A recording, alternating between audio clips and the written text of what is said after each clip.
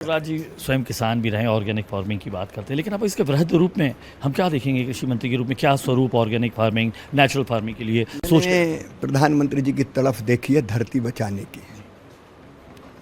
वो तड़फ सामान्य नहीं है, असामान्य है। वो बेचैन हो जाते हैं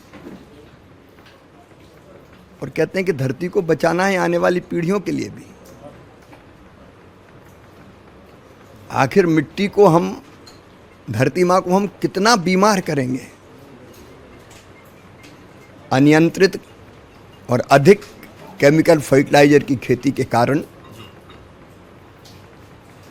जमीन अब उर्वरा क्षमता खो रही है। मित्र कीट मारे जा रहे हैं।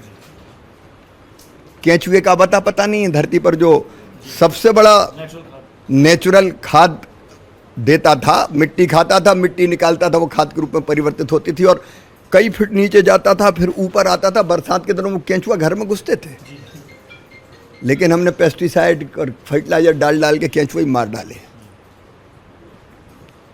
और ऐसे अन्न से जिसमें ज़्यादा केमिकल फर्टिलाइजर है जो पैदा हो रहा है, उससे धरती का स्वास्थ्य बिगड़ रहा है, नदियाँ प्रदूषित हो रही है, लेकिन आदमी को कितनी बीमारियाँ हो रही है, क्या हम उनके बारे में नहीं सोचेंगे? इसलिए प्रधानमंत्री जी ने प्राकृतिक खेती के हमें निर्देश दिए हैं। जबरदस्ती नहीं, एक साथ नहीं, धीरे धीरे प्रयोग करेंगे। प्राकृतिक खेती का मिशन उनका संकल्प है जो जल्दी आ रहा है, और उसमें कल्पना यही है कि किसान अपनी ज़मीन के एक छोटे टुकड़े पर प्राकृतिक खेती शुरू करे। और जो प्रयोग हुए हैं वो वैज्ञानिकों ने सिद्ध किए हैं कि प्राकृतिक खेती अगर सही ढंग से की जाए, क्योंकि उसमें बाहर से कुछ नहीं डालना, बीजामृत बनाना है तो गोबर, गोमूत्र, अलग अलग उनको जो इनपुट डालना वो वहीं धरती में मिलेंगे।